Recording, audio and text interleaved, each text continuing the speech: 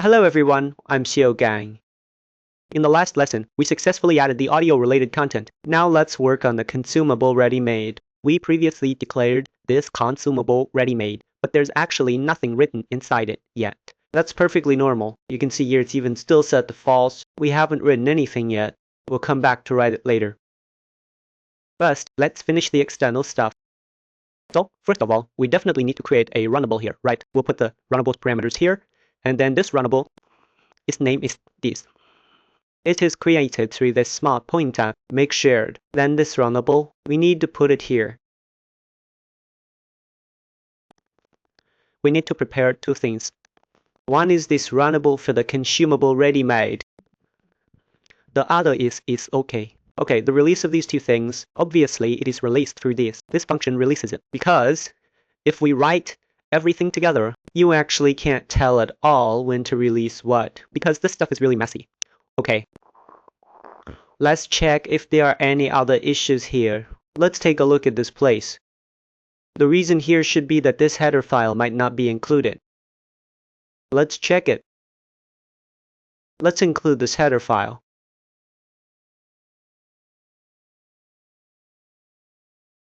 It should be right here. Let's see if including it here will cause this issue. It will cause this issue. Let's use a forward declaration instead. Yeah, I think including it here will cause problems. It will cause a circular dependency, because later in the thread, we will also need to call back to this subsystem. So this will cause a circular dependency. So we use a forward declaration here. Okay.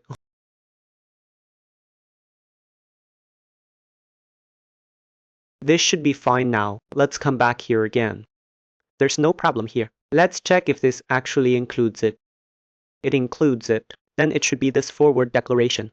Such a problem. Okay, after we create it here, then we go ahead and create our thread. So the thread is created through what we explained earlier. You should still remember that, right? You see, it's very convenient here, but for the related code, everyone can copy, tweak, and modify it. That's completely fine. You see, how to create it. We are here, right? We won't review it again. So here, we input this task, then we input this name, also input it, so we can match them. And actually at this point, we have already succeeded. We will prepare a successful message like this. Then here, it's still the same. Go and paste these two pieces of information over here. These two are from Shenfei. The information sent to us. We need to make a record. Then here we go to call. We go to call our blueprint. That is our blueprint. We have now successfully initialized. Over here is to finish. I sometimes easily write this part incorrectly, so everyone just needs to understand. Then this blueprint already knows. After the blueprint knows, we will print a log here. This log means that we have successfully started our STT process. Okay, this log here. Okay, now we need to write this FRunnable. The writing here will be a bit more complicated. How should we write this? First, we have the constructor here. We definitely need to set it to true. When it is true, actually at this point do we still remember which cycles do we belong to respectively? Right, this is where the thread is being called. Call this thread. The call cycle of this thread. I kind of forgot about it. If you still remember, just recall it briefly. Okay, so how do we do it? First, in the init, we just set it to true. Then for the constructor here, we already assigned a true value, so we don't need to worry about it. No need to write too much here.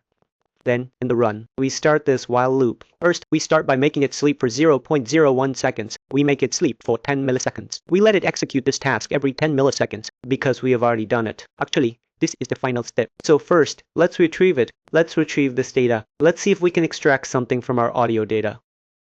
We find our audio subsystem. Okay. Obviously, we need to include many header files here. I'll mainly include them here. Obviously, we need to include the header files related to audio. Then we also need to include our header files related to this STT subsystem.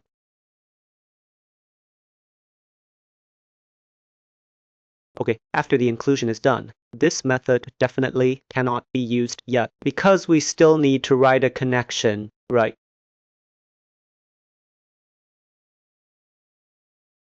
Okay, after this connection is written, we'll come back. This method should be usable now. It's just that here we might. This method is locked.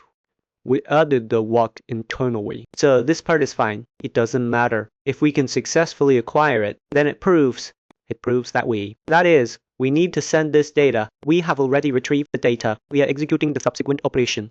So how do we do it? Actually, we just directly call our subsystems PDR to send this data out. Because we have confirmed that the data we retrieved is 604 sampling points. Then we bring up this STD system. As for this pointer, we might need to check which name it is.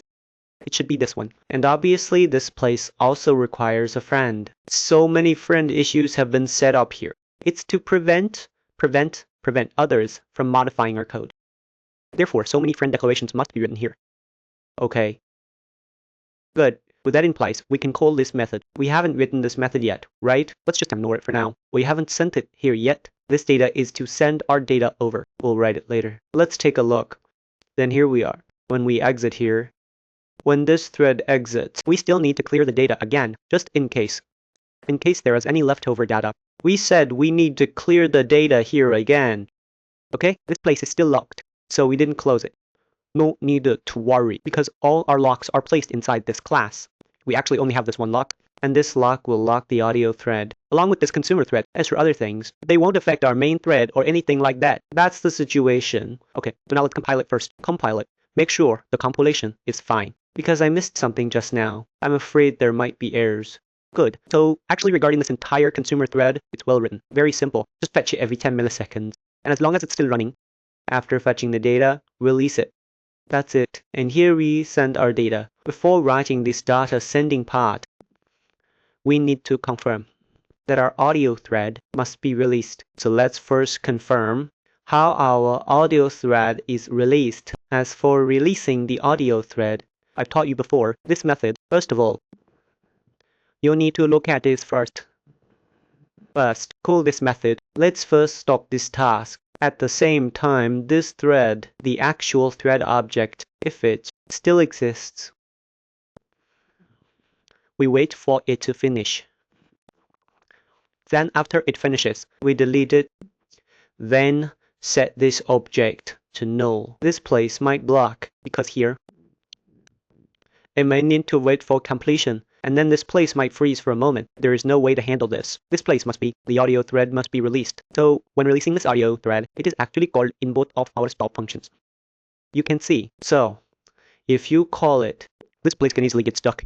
It will get stuck for a few milliseconds. So this situation can occur. This thing, okay, alright. So next, let's write our core part, how to send data in this part. Because the life cycle of this thread, we have already completed it. Right, now let's take a look how it sends this data. Sending data, we specifically wrote a send-os data, and inside this method, as for this sending, it should be using the consumer thread to send it. Take a look, but we don't want the consumer thread to send it. We only want the consumer thread to do the computation. So how do we do this? Because this involves audio data, we need to convert it to int16 because currently it's float. Obviously, float is not allowed externally. So first, convert it to int16. Then we convert it to binary. This is quite complex. Let me explain to you how to do this part. First of all, what do we need to do? First, we definitely need to iterate through all the data. Simply iterate through this data. Extract each piece of data. Then, during the iteration, here we will perform a float conversion. It's equivalent to multiplying and converting. After conversion, we put it into our int16.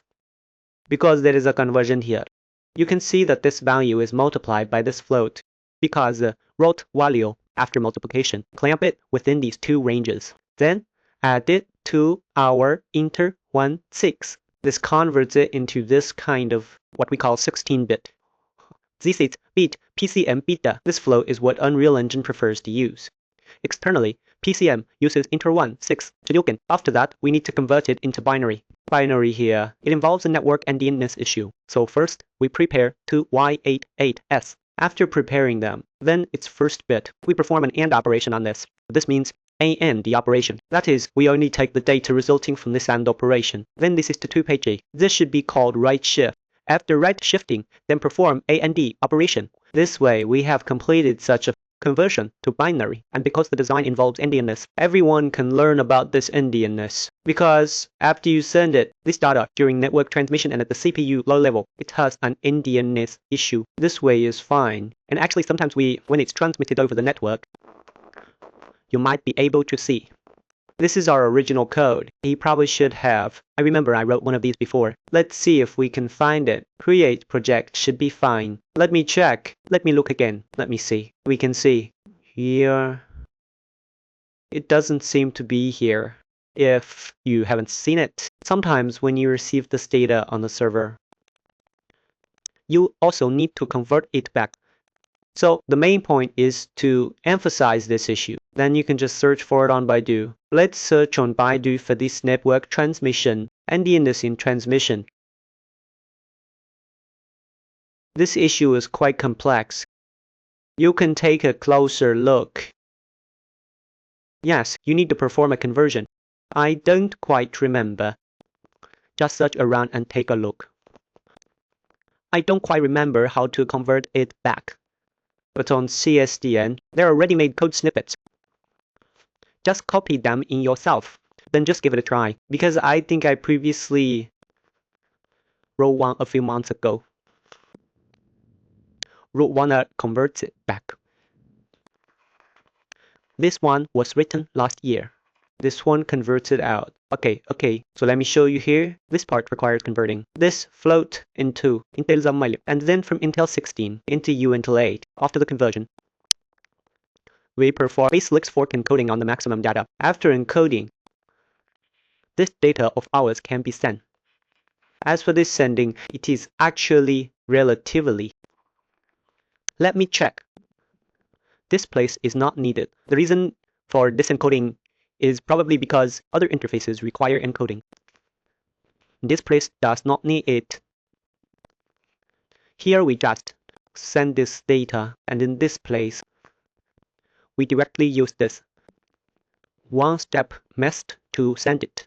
Then when we get this pointer, we need to ensure the state of this pointer that is correct. Because you executed it across frames in one step, if this state of this pointer exists and this state is equal to this currently communicating state, then we consider this thing to be usable. Then we check our socket, whether this socket is valid and whether it is in a connected state. If so, we copy this value. This is a value copy, this T.